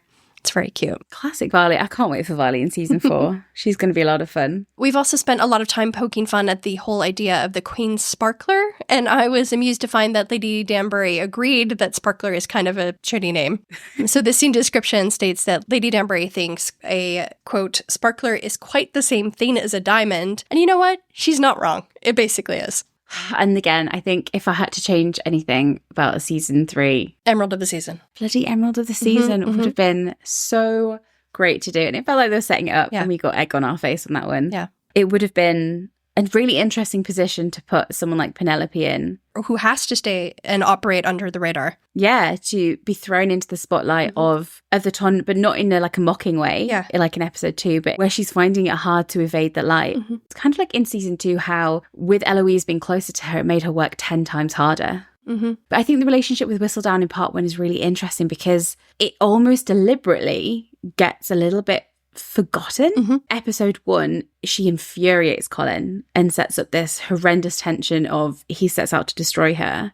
Obviously she gets burnt in episode 2 with what she has to write about in Whistledown, but that's more of the situation being the issue rather than Whistledown being the issue. Like in that situation, Whistledown just kind of wrote the truth. Like everyone saw it. Whereas it really doesn't play this massive role for Penn and Colin in 3 and 4, and so they fall into their love story and then setting up this horrific consequence in part 2, if you will. So I don't know, sparkler, we'll take it, I guess. What will it be next year? I don't know. Hang on, let me see. Sparkler synonyms. Adornment, anklet. Adornment. Pearl. I don't want it to be pearl of the season, thank you. Baguette. Why is baguette coming up? like a French baguette. The war with France is over, so now everything that has to do with France is very chic. Well, the war with France never bloody happened in this world, mate. And well, no. I like to imagine that it did, just to imagine Colin trudging through a battlefield, just completely like unbothered, marching past the soldiers. Yeah. Has anyone seen that trader in Marseille? I heard he's got a bow and arrow. Yeah, he's got a bow and arrow because they're in war, Colin. Yeah, he found a bow and arrow set just abandoned somewhere and just like, hey, This'll do. Greg will love this. Moving on, also in 302, in the market scene, the end of Polin's conversation was initially supposed to take place at the quill vendor's stall, whereas in the show we see them move on to the flower vendor's table. But this was because initially Pen was supposed to pick up a quill and there was meant to be some subtext in the dialogue, with Pen thinking that she finds true comfort in Lady Whistledown instead of actually at the Bridgerton House. Her actual response about how she finds comfort at the Bridgerton House, or used to, was a lie. It was basically a cover story. This message is lost in the show because they changed where the scene takes place, where they filmed it. But I don't think it's much of a loss, really, because I do like the idea that she feels like the Bridgerton House is her home away from home. So what would have happened originally, had it been shot as scripted, is that when they had that final conversation about where Pen feels most comfortable, she would have been thinking about Whistledown being her place of comfort. And then she would have said that line about Bridgerton House as like but actually, yeah, I think I agree with you there, because although it would have been good to have that subtext about Pen saying that, you know, Whistledown is where she finds her strength and where she feels herself, that is important. And it is important when you think about part 2. But I also feel like there's enough moments of that in part 2. Whereas I feel like turning the story about being most comfortable at Bridgerton House, I think that is, in that moment, I think that having the emotional precedence is more important than it being the Whistledown, because it is a true part of the story where she grew up feeling safe in this home and feeling safe with Eloise and with Colin. And what an absence that has been from her life to have lost that. I feel like the emotional core of it being about Eloise is a better use of that moment than it just being another sort of like Whistledown's on the horizon and I love being Whistledown kind of thing. I agree. And then it also makes that moment at the fake ball seem so much more sincere. That he's drawing her in. Because then she turns up and she's like, I said I used to feel comfortable here. And he really acts on that moment to make her feel safe. Yeah, interesting though that like just setting the scene in a slightly different place could convey so many different layers to the story that's being told. This time around, I also noticed some interesting Ben foreshadowing during a cut moment from the card game in 302. So after Gregory says that he plays a long game, Colin initially said, "It is Benedict who plays the long strategy. See how silently he waits to pounce." This feels very reminiscent of all the dialogue that was said at the Pall Mall game. That's 100% what I was thinking. And we know that the Pall Mall game was complete setup for all characters and the different seasons. So if you remember back in 203 with the Pall Mall sequence, obviously it was a game about the Bridgertons and the Sharmas, but the way that they played it and the way they set it up was playfully foreshadowing the rest of the season. So as we know, Colin struck his yellow ball through the third wicket, referencing that Colin was going to take season 3. There was reference in the dialogue as well that Colin would strike when it's least expected, suggesting that Colin was going to steal the season from Benedict. Eloise hit hers through the 5th wicket, which we think means that she's going to be season 5. That definitely was the evidence that Benedict would be season 4 instead of season 3. Right. And there was a few different layers to that scene. And these episodes were both written by the same screenwriter. So this game sequence in 302 feels like this season's version of that. And I love the idea that they do that in the show, where they take this like family moment and just gently nudge in some fun foreshadowing. So, for example, Gregory is holding 7 playing cards, which some have wondered, does that mean that he's going to switch seasons with Hyacinth and go a season early, leaving Hyacinth's season to be the final? That I think that would make sense, because we talked about how Hyacinth would be the last and then it would like mimic season 1. And in this cut exchange, Benedict was initially a little bit suspicious about Colin was up to. He said, "It is you who plays the deeper game. Clearly you try to turn us against each other." So Colin, Ben was on to you. Did he pursue it? No. For those who are interested in the remarkable shade of blue scene description, it also offers some interesting insight into Pen and Colin's inner thoughts in that scene. The scene description states that as Colin stands before her, Pen's nerves at being in this house are eclipsed by her nerves at Colin staring into her eyes. Oh. Pen then looks up at Colin, staring deeply into his eyes. Pure heat pools in her stomach as she gets close, the music swelling. A current of electricity buoys her confidence. After the remarkable shade of blue line, it then says that Colin awkwardly downs his drink, shaken by the palpable connection between them, and Pen reddens. I actually think it's really interesting here that they kind of reference the sexual undertones to this on the page, because I feel like that doesn't necessarily translate to screen as like a lusty moment, in my opinion. Between the two of them, it just feels like a moment of connection as opposed to attraction. I think with Pen, because I think Colin, you could make all sorts of arguments about how he feels in that moment, because he has been exposed to the world of sex and intimacy or lack of intimacy or whatever. So I think when he is shaken by that moment, I think that might be a little bit more charged for him. Feelings. Yeah, maybe. Because he kind of knows what that means and what those feelings in his body actually refer to. And he's shaken by that because he's like, oh my God, that's my best friend. But I still think with Pen, she doesn't have the vocabulary or the knowledge to really connect how she feels with it being like a sexual moment, I'd say. I think at this point, when she's looking at him... She hasn't read his journals yet. Yeah, she's not logged on, has she? At this moment, she is still seeing it as a very... I always think the remarkable shade of blue moment is Pen finally saying everything that she's wanted to have said to him for years. And then she's sort of like a little bit shaken by the fact that she's just said it.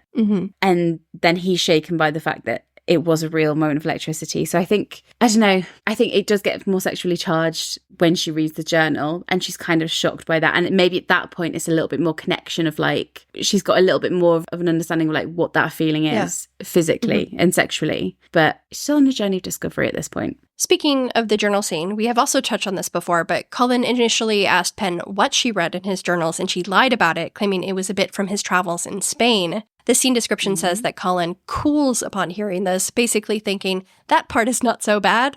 But then after she leaves, Colin sees that his journal is open to the page about Paris, and he, quote, feels a mixture of shame, but also excitement. He loves it.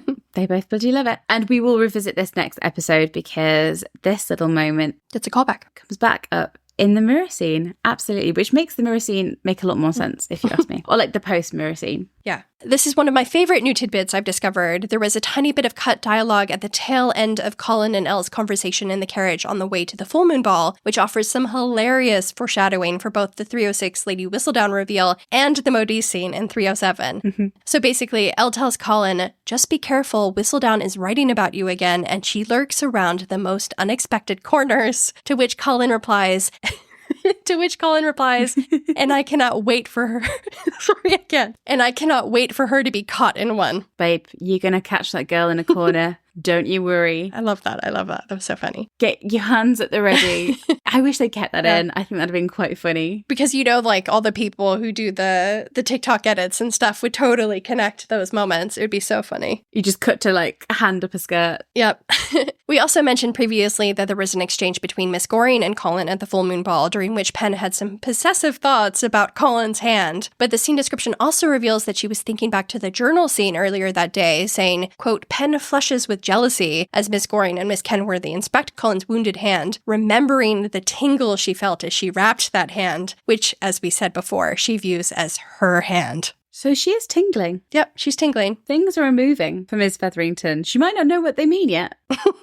But they're happening. Throughout part 1, we've mentioned Ben's siblings kind of push him to be more active in society, and apparently Ben really takes this to heart, because at the full moon ball, after Alice asks if he's trying to court Miss Stowell, Benedict says that Miss Stowell is lovely, but that was me doing the not resisting bit. I'm merely trying to appease my family, who have insisted I try participating. So, Lecky, we've previously discussed these little cut scenes from the whole show, really, about Benedict's storyline. And it is interesting with Benedict's storyline because it feels like they were cutting it right to the very, very final edit of the show, with which direction they were going to take it in. I feel like this notion of his siblings pushing him into society was pretty much taken out of the scripts altogether. Yeah. It's odd to me because it feels like perfect setup for season 4, where he becomes involved with a woman who is very much not part of society, being pushed to enter society and then realizing that the one woman and the one thing he wants is removed from that and that they can't be together. I feel like that would have been interesting, in my opinion, but I don't know. Yeah, I think it would have given a little bit more direction to his actions, especially in part one, if we're like, oh, he's trying to walk these steps that aren't really true to him. Yeah. Why is he dancing with Miss Stowell? And it would have tied a bit more into him being like the acting Viscount, because like I'm just trying to go along with what I'm supposed to do. Yeah. And then maybe that would have played more interestingly with why he was then drawn to Tilly and like the impact of him being drawn to Tilly.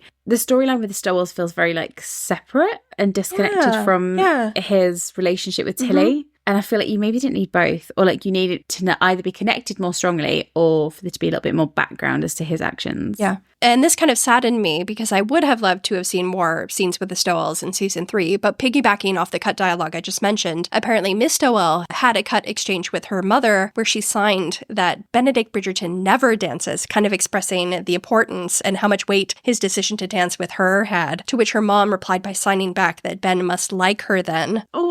Alas, poor Miss Stowell. Oh, that's heartbreaking. I know. There was also an interesting little detail about Fran at the full moon ball, where the scene description hinted during her conversation with that kind of intense suitor, Lord Petrie, that Fran actually enjoys passionate music. I totally got the opposite vibe upon watching this. Pretty much every time I've seen this, I felt that she was kind of shying away from those feelings out of discomfort, but it turns out that she just doesn't know how to talk about it. When asked if she can feel the passion in the music, the scene description states that Francesca blanches a moment. She certainly can feel it, and it's likely why she loves it, but she looks down and away. It says that Fran lies because she is, quote, embarrassed by her uncertainty around sex and passion, though we later find her playing very passionate music indeed and seeming quite taken with the very passion she pretended not to understand in front of Petrie. Which all seems like foreshadowing for Frankilla, to be honest. Yeah, definitely. And it's interesting because I don't think that notion of passion really came into it in the way they portrayed Francesca in the final edit of the show. Yeah. Even the bond that she has with John, I don't think... You don't sense the passion, no. And as you say, it makes sense that it's not that she doesn't have capability for feeling that or for understanding that. It's about applying that with the right person or in the right situation, which will be unlocked with Michaela. In honor of what we hope will be a Featherington-centric spin-off in the near future, I'm also happy to share that the inserts himself where scene ended with Portia giving her daughters advice about masturbation, teaching them to, as the scene description states, polish the pearl and basically satisfy themselves, with Portia remarking that you must not wait for a man to provide pleasure and that women must provide for ourselves. Got a couple of thoughts on this. Firstly, had it stayed in, it would have been an interesting contrast to Penelope's experience of pleasure, where she finds herself very much guided and enlightened to the world of pleasure through Colin. Yep. However, I think it's interesting they cut it out because do you think Portia has that knowledge of self-gratification or not? Because the way that it's sort of told in the show, you could interpret it as she finds sex as just a means to an end, not a comfortable experience. Something that, you know, is for the man and for the point of an heir. You could interpret it as she's never been able to explore that side of it where it's pleasurable. That's possible. Whereas this perspective would have been like, oh, I do. I just take care of myself. Yeah. But also, if she had that knowledge, why wouldn't she share that with her daughters earlier, especially if she was worried for them? Do you know what I mean? Well, she'd probably think it'd distract them. Maybe. I think the idea of taking it out is more interesting because it leaves scope for you to play with different things if there is a spin-off. Yeah. In that if Portia ends up falling in love with whoever she falls in love with, that this could be something that she discovers. Like Violet already knows this side of love and marriage, I suppose is the better way to put it, that she knows that that goes hand in hand. And her issue might be moving on from her husband and finding a new partner, whereas maybe Portia's never really known this. She might have known love, for example, the way that a young Penelope loved Colin but didn't know the world of sex. But I'd love for a new love story to sort of expose that for her. And so she discovers that later in life. Yeah. God, if this spin-off isn't true. If it's not a Portia spin-off, it's a Portia bloopers, just ignore. Our hearts will be broken. Everything we just said. We've already got like subplots and like casting and oh god. Yeah. I was literally, as you were talking about that, I was thinking of like a young Portia laying in bed like Daphne in season 1. So I was just literally, those scenes were all flitting through my head. There's material to work with, Shondaland. That's all I have to say. It writes itself. For those interested in Colin's thoughts when Penn is chatting it up with Remington, the scene description says that a, quote, proud Colin toasts her from across the crowd when she catches his eye, but as he continues to watch, something else stirs inside him, perhaps a little jealousy. But Colin shakes it off as he goes to join Penn by the refreshments table. When Penn then admits she enjoyed herself, the script says that Colin feels the same, quote, twinge of jealousy, but but he smiles nonetheless. At this point, the scene description says that Polin have a moment on the page, reading, "Pen feels flutters as they gaze at one another until they realize everyone around them is basically whispering." Also, for those who always wondered why Remington didn't call in Penelope, the script actually kind of provides an answer for this. So a humiliated Pen apparently spies Lord Remington gossiping with the other young ladies about her at the full moon ball.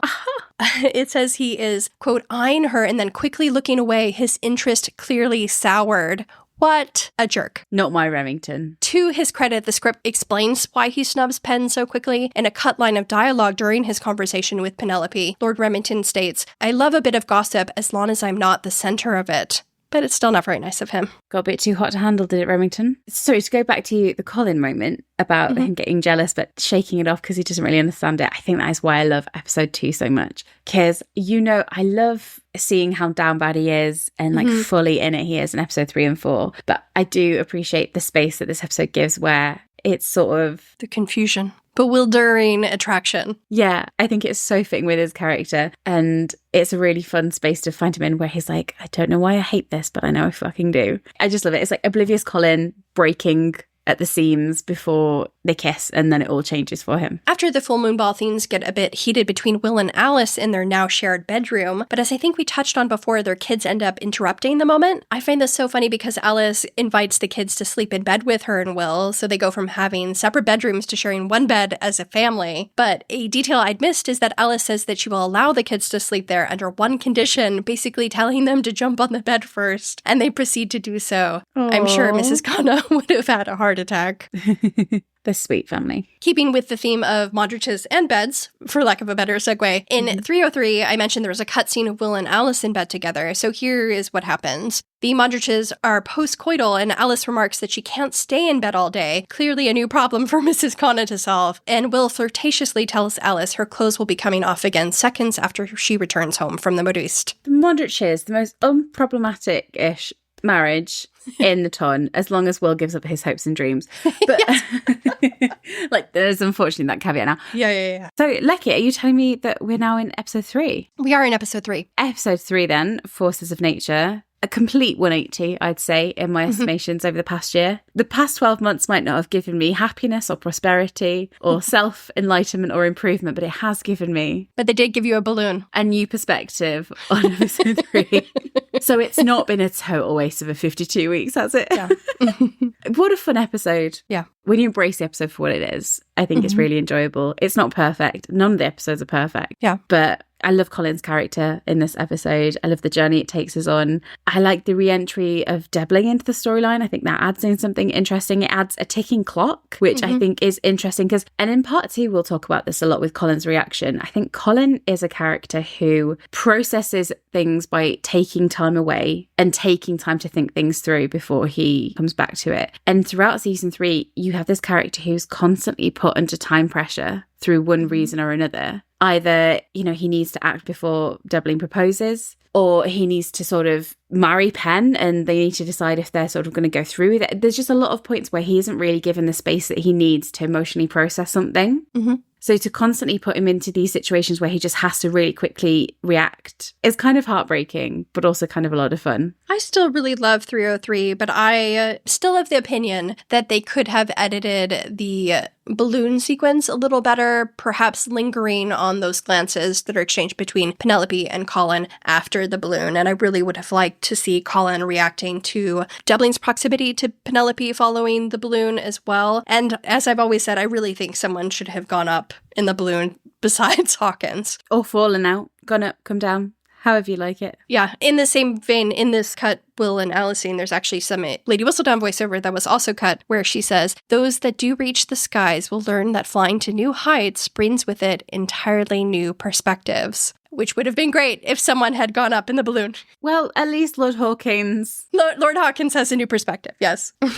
Yeah, I know what you mean. I think we had so many hopes, so many high hopes, you might say, for the balloon sequence. I do think they needed a moment. Yep. Once they realised that Pen was safe. You need to linger in that moment. What else have you got for 303? That's it. That's all of them. Is that it for 304? We were all caught up. Yep, we're caught up. Yay! Look at that, lucky catching up with everything. Okay, so if you want all the other script details, they are in their respective episodes, but we should just briefly mention episode 4 because we have to talk about our part 1 finale, surely, Lek. 304. I mean, we've just done 6.5 hours of it as a rewatch, but another great episode. Perfection, almost, yeah. My favourite episode.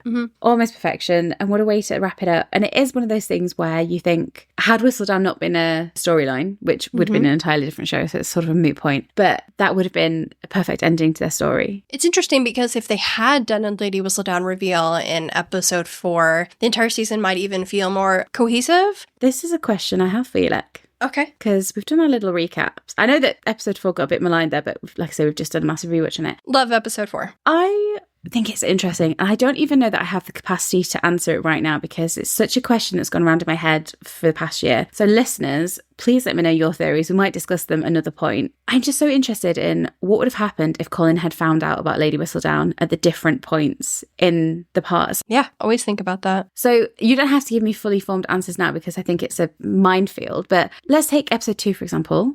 Colin in episode 2, what do you think his reaction would have been had he found out during the lessons era?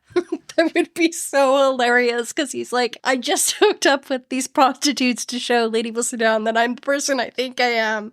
And to find out it was Penelope, that would have been so funny. I don't think that it would be the right place to do it, but it would have been very funny. That would probably be the most chaotic point. Yeah, yes. Because equally, he's like trying to win her favour back. And he's like, you fucking did what? And then he goes back home and he's looking at like his appointment book and it's just like brothel like 2 p.m. tomorrow. And he's like, do I go back? You know? Yeah. But then there's less sense of betrayal, I guess, as well from his perspective. If he finds out in episode 2, does he have as much scope to be as upset as he was later? Because at that point they were engaged. And in episode 2, they're barely reconciled friends. But what she wrote about him is still fresh on his mind. The wound is pretty deep, isn't it? And his desire to destroy her is still fresh on his mind. And they hadn't kissed. So he was still in that space of really not knowing how he felt about her. That would be so interesting because I think he would be really upset. But I feel like, especially with the lack of letters and the lack of connection between them on his travels and the fact that he just got her to be willing to speak to him again. To speak to him again. I feel like after he processed it, he'd be like, do I want to lose this? Yeah. And that might have propelled their relationship. That would be the most walk-awayable moment for him. I'm not saying that as he'd want to, but I'm saying that as on paper, that moment where they're not connected beyond this friendship, which has been through a really rough patch. Logically, he could walk away. And I think that's the point where his brain would go, you don't want to walk away. You can't. And I think it would be so telling if he didn't. And I feel like that might have even propelled them towards that first kiss. What about episode 3? What do you think if you'd found out in episode 3? Ooh, that'd be so interesting because now he's down bad, but he's not as emotionally wrecked. Right. He's still sort of reeling. But there's also now this romantic rival who has entered the picture. So knowing that she's Lady Whistledown, and that's so interesting. Yeah. Because I feel like, as you said, that would be a place where he could walk away from it and be like, she can be Lady Whistledown. This guy won't know, but he might not care as much as I do. But something in his brain would always tell him, but I don't want her to be with somebody else. So I feel like it would have resolved the Lady Whistledown issue perhaps more easily than it would have as it does in the show.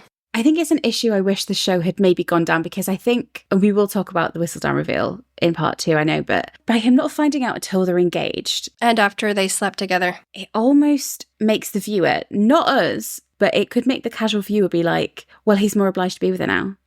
As opposed to him finding out when they're unattached completely and then putting him in that position where like, okay. He has to choose, You've got no obligations to this woman and you found out something really difficult about her that could make you walk away and never speak to her again. What are you going to do with those cards we've handed you? I think that would have been fascinating to have seen in play. Yeah, I would have preferred that, honestly. But we know how Bridgerton operates, where they go for the maximum drama, maximum emotional conflict, and like basically devastation.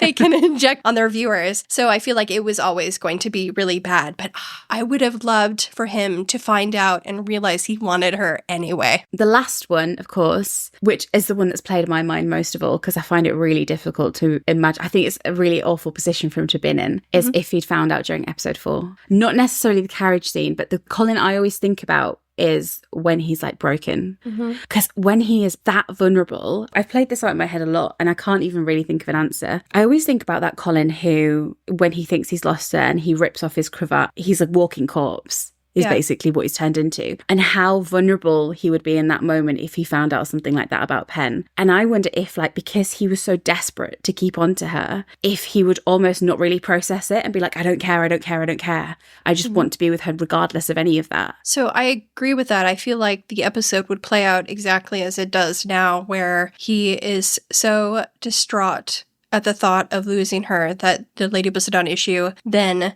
wouldn't really be a factor for him at all. Yeah, and and it would come back later. I mean, there would be some drama, but I feel like the same progression that we see in episode 4 with him basically running after her carriage, interrupting the dance, I feel like that would all still happen. I'm glad that he didn't find out in the most vulnerable moment, because I think that's a bit like, I don't really know how to put it, but it's a bit like... I agree. 2 would be hilarious. 3 would be really interesting. 4, it's almost like it cheapens the issue of Lady Whistledown a little bit too. I think he's almost too vulnerable.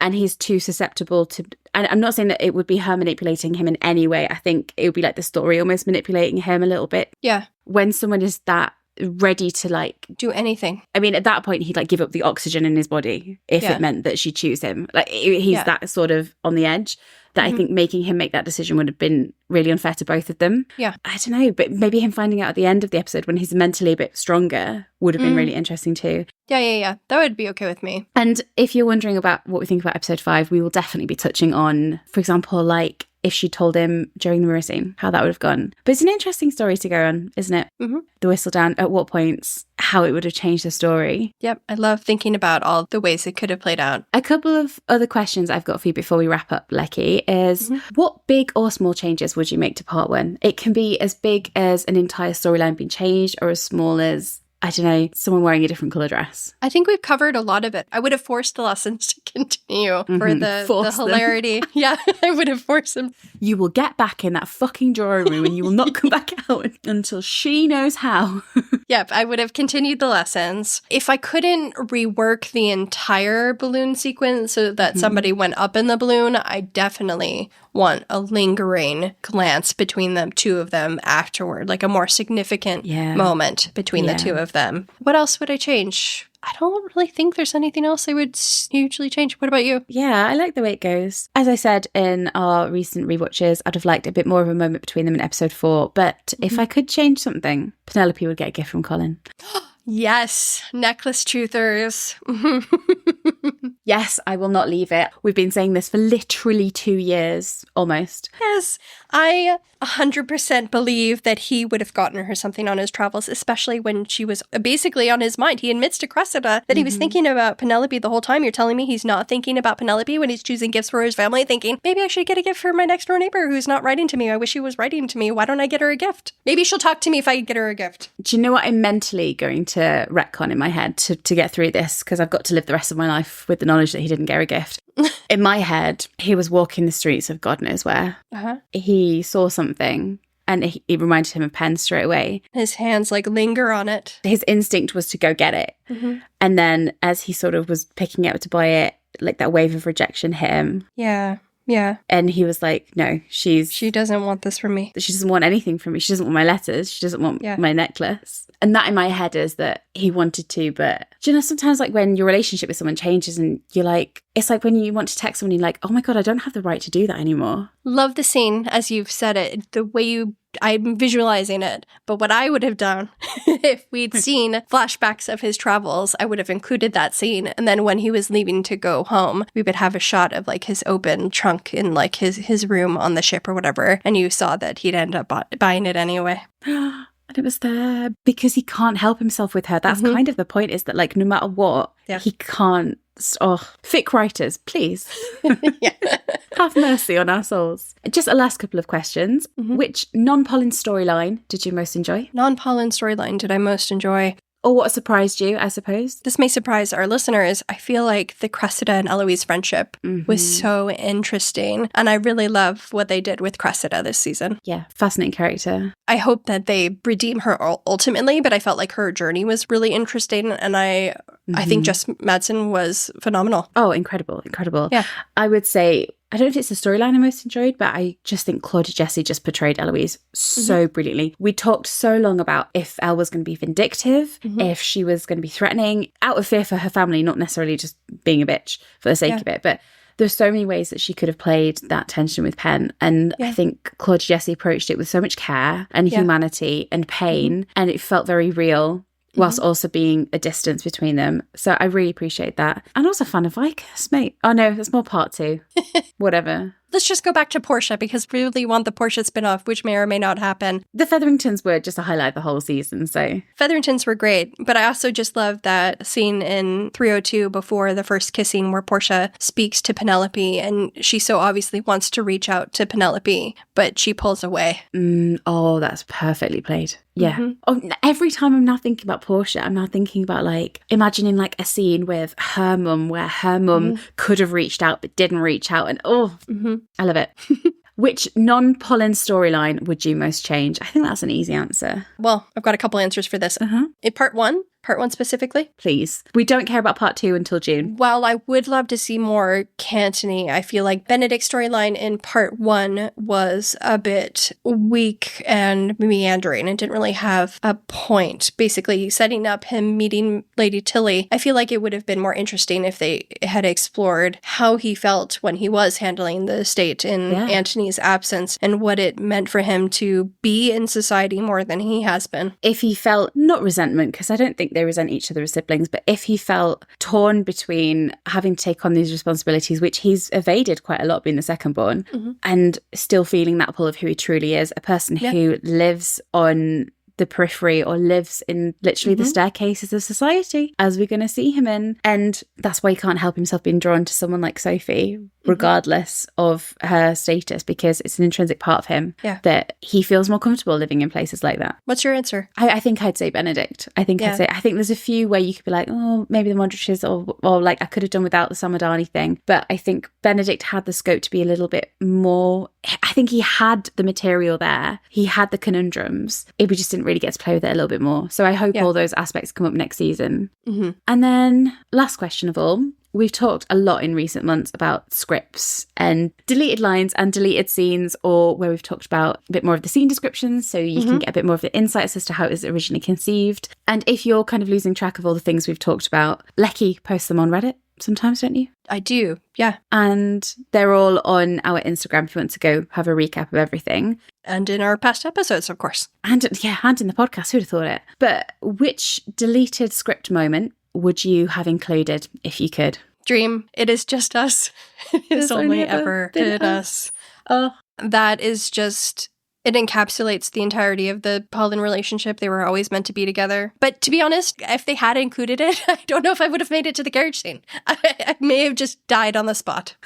Yeah, it would have been beautiful. But again, if it had just had a tiny bit too much awareness for Colin. I don't care. I don't care. It's his dream. It's his dream. You can get away with it because it's a dream. Yeah. He can do whatever he wants. Mine would be, that would be up there. I feel like there's something really obvious that I'm missing. What was cut that was really significant?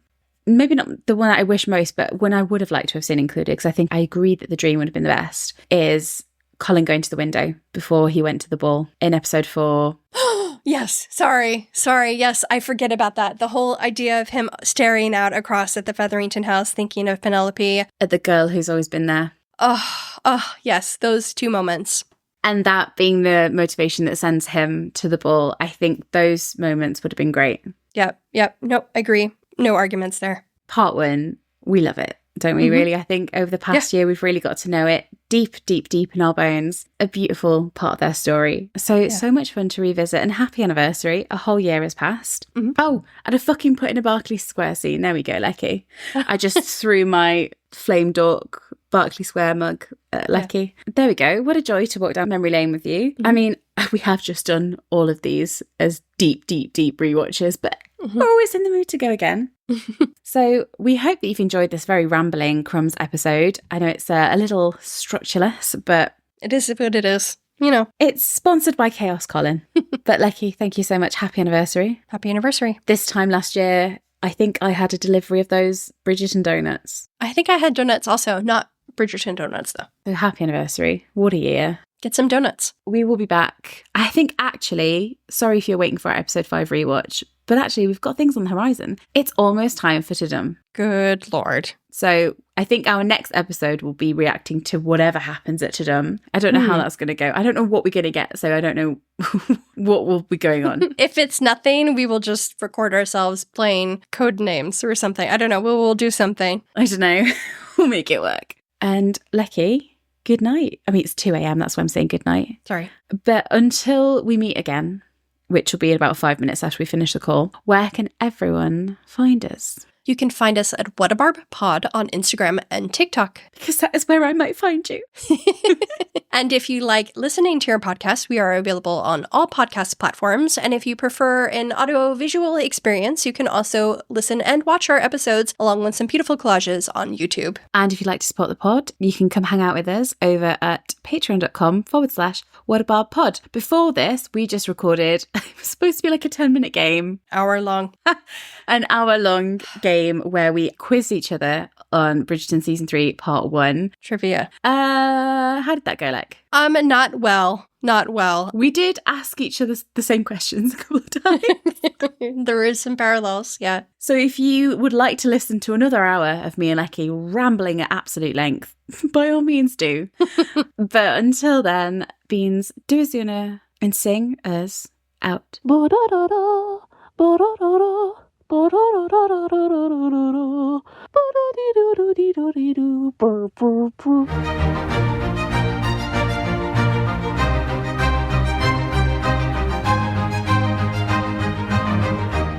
Das violin. Do do do do. Do do do do do do do do do.